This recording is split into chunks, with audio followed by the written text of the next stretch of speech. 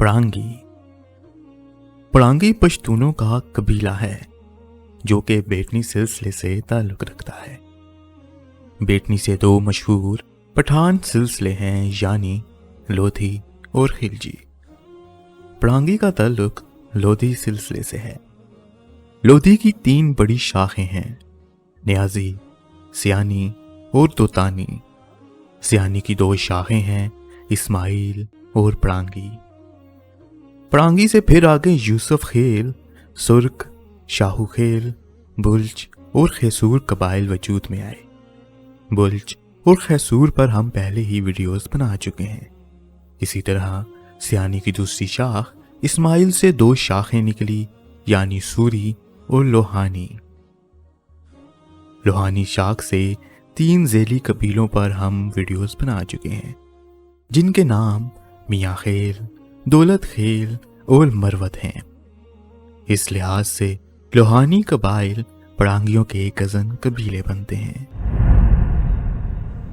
मज़ीद तारीख बताने से पहले आपको बताना चाहूँगा कि ये वीडियो IHC की कास्ट सीरीज़ की 66वीं वीडियो है। हम तकरीबन लोधी और खिलजी सिलसिलों के तमाम बड़े कबीलों पर वीडियोस बना चुके हैं। अनकरीब हम दूसरे पठान सिलसिलों पर भी फोकस करेंगे, इसलिए IHC को जल्दी से सब्सक्राइब कर लें। शुक्रिया। वापस आते हैं पड़ांगी की तारीख पर। 13वीं सदी से पहले पड़ांगी मगरबी अफगानिस्तान में आबाद थे। 13वीं सदी ईस्वी के शुरू में सुल्तान शहाबुद्दीन गौरी के दौरे हुकूमत में पड़ांगी कबीला ज़िला टांक में और डेरा इस्माइल खान के शुमाली कोना को खैसूर में आकर आबाद हो गया था। जिस वक्त पड़ांगी कबीला टांक में आबाद हुआ था, तकरीबन इसी वक्त सूरी और सरवानी कबीले भी इलाका दामान ज़िला डेरा इस्माइल खान में आकर आबाद हो गए थे। लोहानी कबीले सदियों से मौसम सरमा में इलाका दामान और गर्मियों में अफगानिस्तान आते और जाते रहे थे। 15वीं सदी ईस्वी के वस्त में जब पड़ांगी हिंदुस्तान के हुक्मरान बने और वहाँ लोधी हुक्मरान के तौर पर मशहूर हुए। इन हुक्मरानों की दावत पर बहुत सारे पड़ांगी, सूरी, सरवानी और दूसरे पश्तून कबीले अपने इलाकों से हिंदुस्तान चले गए और वहाँ पर जागीर हासिल कर ली।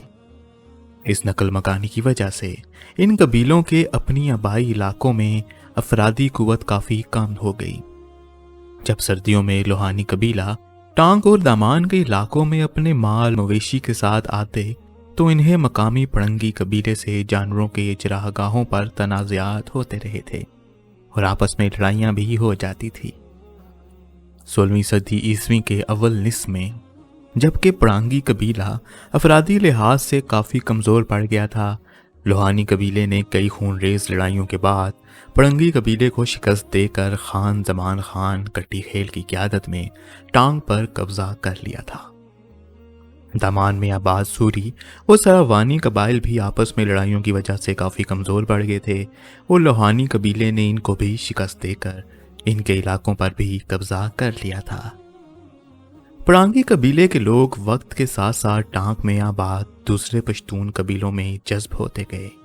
अलबत्ता कुछ ख़ानदान आज भी अपने कदीमी नाम और शिनाख्त पड़ंगी के साथ ज़िला टांक में पठानकोट, नसरान और गोमल बाज़ार में आबाद हैं। पठानकोट में करीब 200 घराने पड़ांगियों के मौजूद हैं।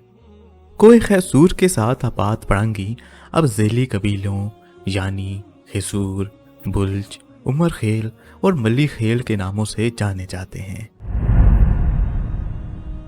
नाजरीन, पड़ांगी दीगर शाखों की तरह अपनी कोई मौसर शिनाख्त बनाने में नाकाम रहा।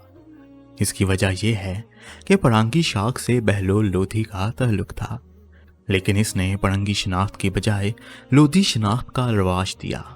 लिहाजा हिंदुस्तान में मौजूद लोधियों की जितनी भी तारीख है दरअसल पड़ांगी कबीले की ही है। लेकिन अब ये बारीक नुक्ता हर किसी के इल्म में नहीं है। पड़ांगी की शाखों में फिर आगे यूसुफ खेल, सुर्ख, शाहू खेल, बुल्च और खैसूर कबाइल वजूद में आए। बहलोल लोधी, जिन्होंने 1451 में हिंदुस्तान में लोधी सल्तनत की बुनियाद रखी थी, इनका ताल्लुक शाहू खेल कबीले से था, जो कि परांगी का ज़ेली कबीला है। 16वीं सदी में दौलत खान लोधी पंजाब का गवर्नर था। इनका ताल्लुक यूसुफ खेल परांगी से था।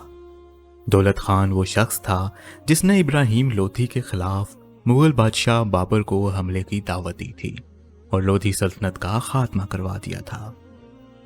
यूसुफ खेल, शाहू खेल और सुर्ख हिंदुस्तान छोड़ गए थे।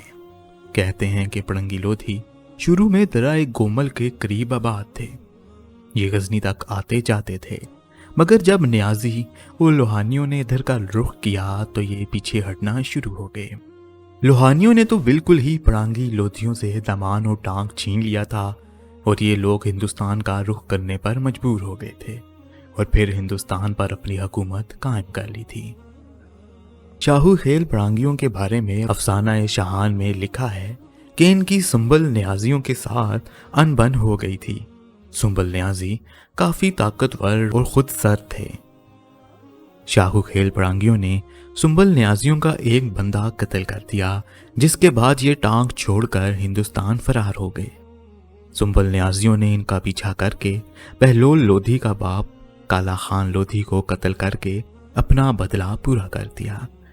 तभी लोधियों के ज़माने में न्याजियों की शख्सियत का जिक्र बहुत कम मिलता है, क्योंकि बहलोल न्याजियों से बचपन से ही नफरत करता था। लेकिन फिर भी सरहंग खेल न्याजियों के कुछ अफराद आला मनसब हासिल करने में कामयाब रहे। परांगी लोधियों की तारीख पर कोई मुफस्सिल किताब नहीं लिखी गई। जितने भी परांगी लोधी हैं, सभी खुद को लोधी के नाम से ही पहचान करवाते हैं।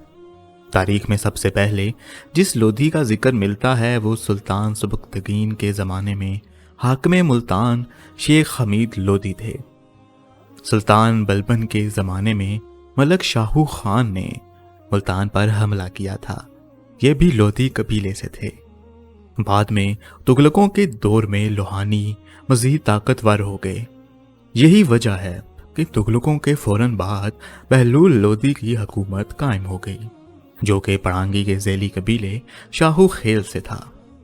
पंजाब का शहर लुधियाना किसी ज़माने में लोधी परांगियों का गढ़ था, इसीलिए इसका नाम लुधियाना पड़ा। खैर, इसी के साथ आज की वीडियो ख़त्म करते हैं। इस वीडियो को बनाने में अमानुल्लाह खान बुल्च ने हमारी काफ़ी मदद की। हम इनके तहे दिल से शुक्रगुजार हैं। मिलते हैं आपसे अगली वीडियो में। खुदा हाफिज।